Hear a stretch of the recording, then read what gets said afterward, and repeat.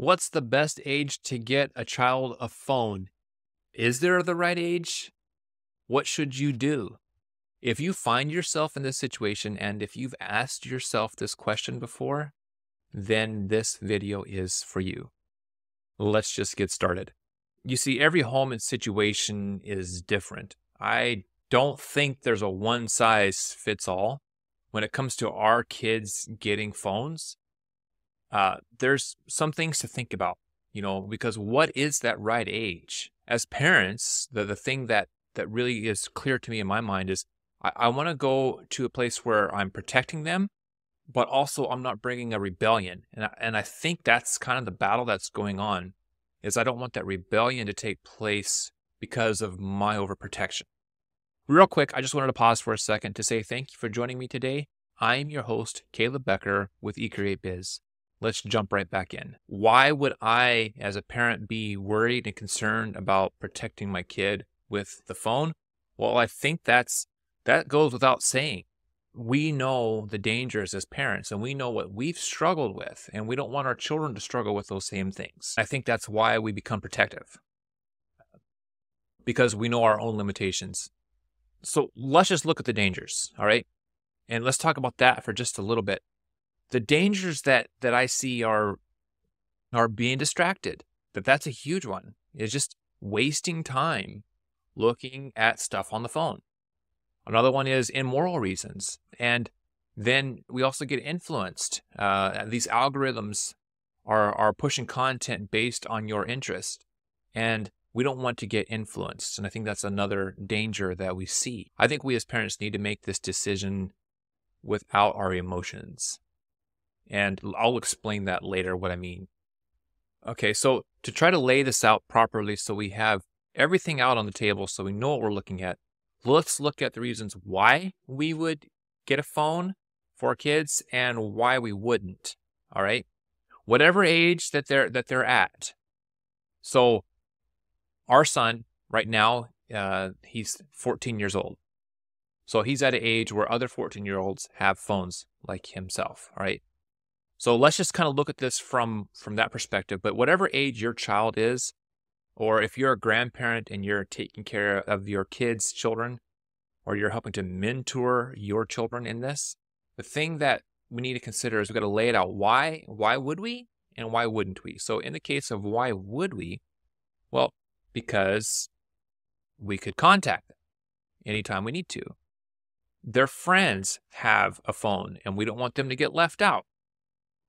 They can start getting used to this phone lifestyle and start learning the dangers sooner. That's another valid reason. They can learn things, The encyclopedia is obsolete. So they can learn things. They can actually pick up and learn stuff by going online and checking it out. And they're curious. Kids are curious. It's never ceases to amaze me how curious our kids are. Oh, and another one, let's not forget the phone. So you can actually call them, or they can call their friends, or they can call their grandparents, or they can call their uncles and aunts, or their cousins from long distance. The phone, they can actually use it as a phone, or like the messaging, right? Like WhatsApp or whatever messaging that you use, so they can actually do that. So those are the reasons why, and they're valid. Some of those are valid reasons. Let's go to the reasons why not. Is because it's expensive. I mean, you got to add another, $50, $100 a month to your phone bill, depending on how many kids you have. It gets expensive, and that's another reason why you wouldn't. Another reason why is because maybe they're not ready. Like our 14-year-old son is probably ready for a phone, but maybe when our daughter gets 14, she might not be ready for a phone. All right, so let's just kind of break each one of these down just a little bit and talk about it. And by the way, I would really like to know what your thoughts are on this topic. If you have a question, or if you have an idea, if you've done something that has worked, or if you've learned something that's worked, drop that in the comments. It'll help others out so much to know what you've experienced and what you've done, or what questions you have. It'll let others to know that they are not alone and they have similar questions. So if you could just take just a minute to put that into the comments, that would be so helpful. So thank you for doing that. All right, So one of the reasons why to get a phone is because we want them to be included with their peers. Is that really a valid thought? Does that really come from the part of that's why we should make a decision? If all the others are doing it, then we should do it too. I really think that we should be very careful in this area and that we should tread very, very softly because our children do not see the world like we do. And it won't make sense to them why we hold back. So we need to tread very softly, but for their best interest. All right. I'd like to say this very clearly without going off on too far of a tangent. But so we as parents, we have to be in charge of a lot. We have 5 kids, by the way. All right. And I know that's not a lot of kids, but to us, it's a lot of kids. And I know some of you have less. But when you have 5 kids and they're all at different stages, there's so many things you have to be looking out for and aware of that sometimes why I say no to something is because I don't want to deal with it. I just don't want to deal with it. I don't want to have to follow through with it. I don't want to have to spend the time and energy to see to it that something gets done or doesn't get done.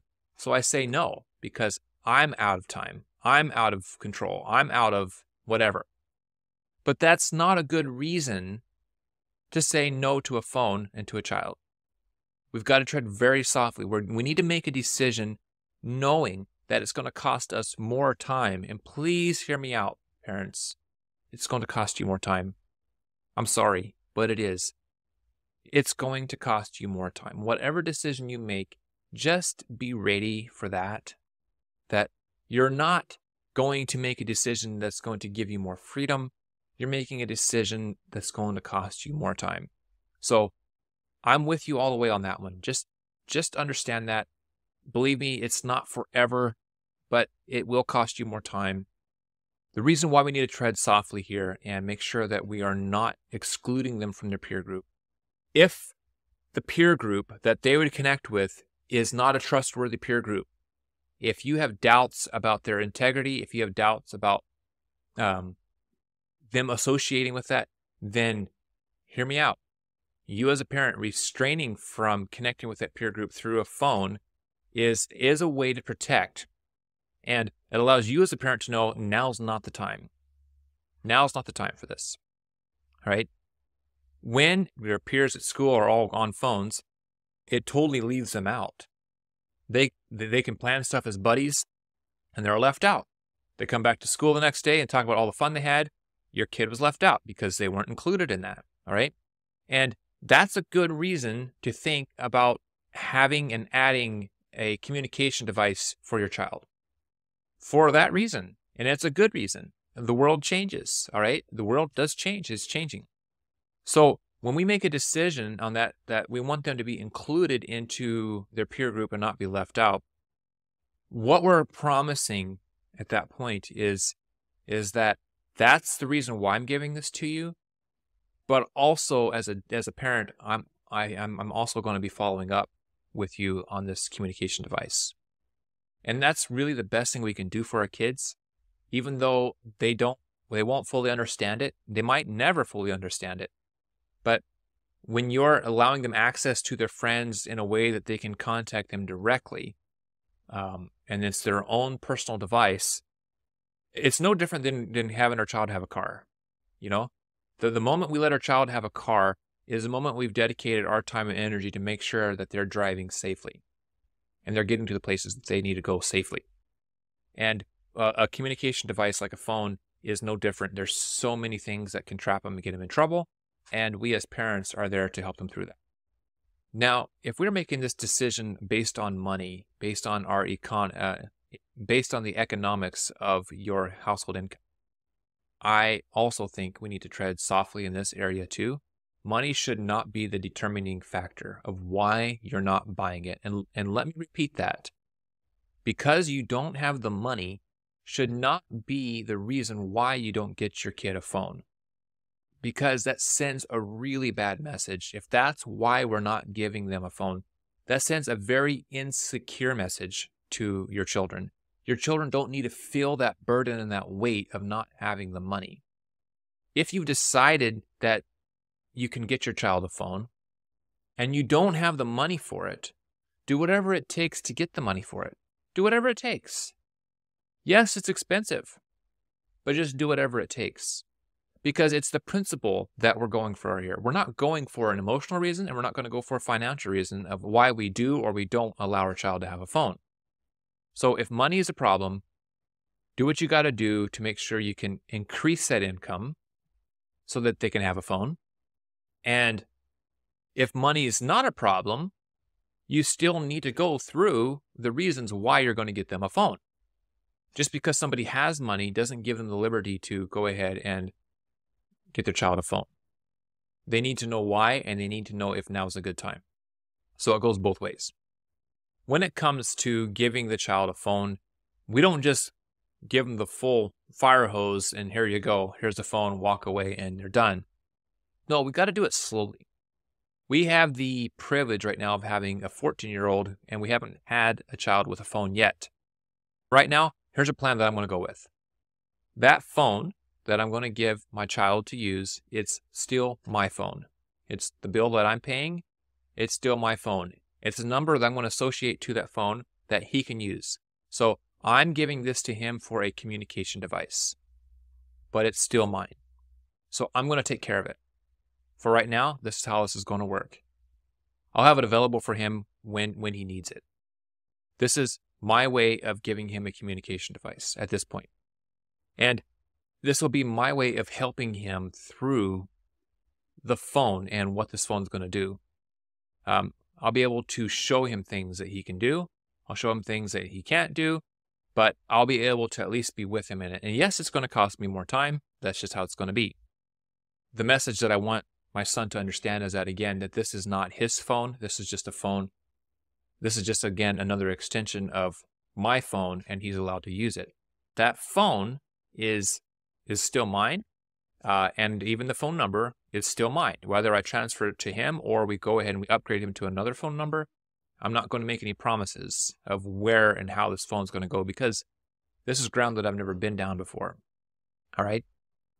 And I think that's why we have to think through these things as parents and understand that we want to think far ahead, but we also don't want to cripple ourselves of not making no decision at all, because I think that's far worse. We've got to be able to come up with a decision. So that's why if you make a decision that you can actually see into the future a little bit, when my other child becomes 14 or gets to the age of having a phone, I'll be able to make a decision there as well. But right now, this is kind of how it's going to be.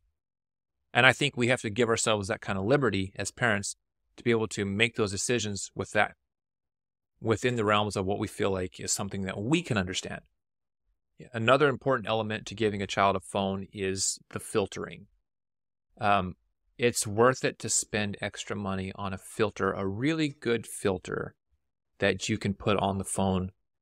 It's very restrictive, but it's a way to go right now so that you as a parent can help monitor what's going on for your child. And it sends the message to your child as well that this is a device that we got to be careful with. I use a filter called Cloudveil. I could put a link into the description below. It's a really good filter. I feel like it does a very good job of filtering. It even restricts like videos, and so that even like YouTube access is very restrictive. And then another way you can add another level to that is accountability software. The accountability software that I use is called Accountable to You. So it allows me to put that onto his device, and it will send me updates on the content that he's looking at. So it's an indicator for me as a parent to know what they're going through and what they're doing. And I feel like there's so much more that we could talk about down some of these lines, and I'll save that for a future video. If you have questions that are down this line about, the filtering and the accountability and what should we do when our children get into trouble, and if they're looking at things that they shouldn't look at, drop that in the comments. Again, put that in the comments. I'll be happy to look into that and keep this discussion going. So thanks again for adding those comments. I think it's really important that you base your decision of what you as parents can agree with, what you can actually manage, and what's a reality for you. And by you doing that, you're not letting your emotions get in the way. You're being very practical with your decisions. It puts that protection around that child of where we as parents need to be. We're here to protect them. And if we can communicate that love to our child, they're going to feel that. They're going to feel that we love them. And I think that's what's really important is that they feel that love. They realize that even though they can't understand it, but they realize that mom and dad are looking out for them. Because really what we want our children to do is in any life's situations, in any problems, as they get older, we want them to come back to us and talk about it, no matter how bad it has been, no matter what they've done.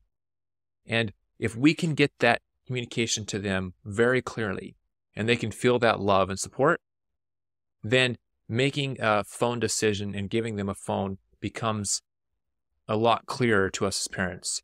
If some of you are struggling with this and you've been bothered with this for a long time, I get it. I understand what you're going through. But let me tell you, there's other parents who are going through very similar situations like you are now, and they're finding ways to make it work. If others of you have been pushed around and you feel like that there's peer pressure and you don't like the peer pressure and it's just really bothering you, again, I want you to think from the standpoint of your child and make a decision that will help them socially and will still allow you to protect them. So I want to close out here just saying I know it's a tough decision, and I hope some of these thoughts have opened up your mind to thinking about this, and so that you can make the right decision for you, your child, and ultimately your family. So thanks for joining me today, and I'll see you in the next one.